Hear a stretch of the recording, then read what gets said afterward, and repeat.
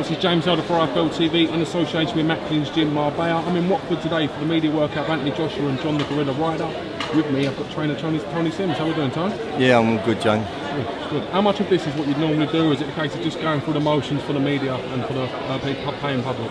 Yeah, it's just going through the motions. A bit of PR going on for Anthony and John Ryder, and they've already worked out in the gym before we come here.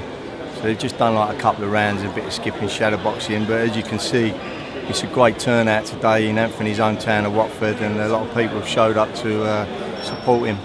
Is it a case of their hard work being done now and they're kind of just going through the motions, building up to fight night? Yeah, they've just gone through the motions, and you know, it's a lighter week of training this week. They've done all their hard weeks of training, and it's just about getting right now for Saturday night. Of course. How dangerous is Dennis Baktov to Anthony Joshua?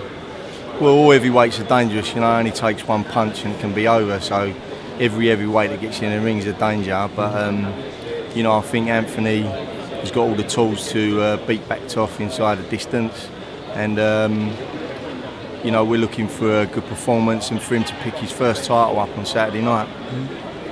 Someone's only ever took him 3 rounds. Is that a worry for you that he just keeps finishing these guys off and not getting much rounds under his belt? Well, this is just the way it's going at the moment. Like, no one's holding up to his power. But you know, as he makes his steps through his professional career, there's going to be fighters that are going to hold up to him and are going to give him the rounds, you know. And you know, we're just so pleased with his progress at the moment. And as I say, Saturday night's his first title fight. And we hope he picks that up, and I think he will have a convincing win Saturday night inside the distance. John the Gorilla Ryder fighting for a title as well. Bit disappointing it's not Sergey Kaminsky. He's been replaced. Any thoughts on that? Yeah, well, you know, there's politics that stopped that fight happening. Obviously, a rival promoter had Kaminsky under contract and wouldn't let him fight Ryder, which is a shame, really. John was been working hard for that fight, and you know, we've got another opponent coming. Paulus Teti. His last 7 fights he's won all by a KO, so he's a decent opponent.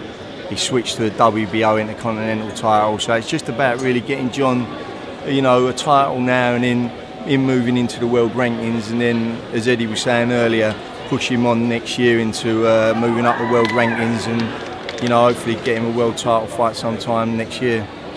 In action just gone in Leeds with the return of Ricky Burns. How would you assess Ricky Burns' performance on Saturday? Well, you know, it was a sticky performance. You know, I think he was more of a confidence booster than anything.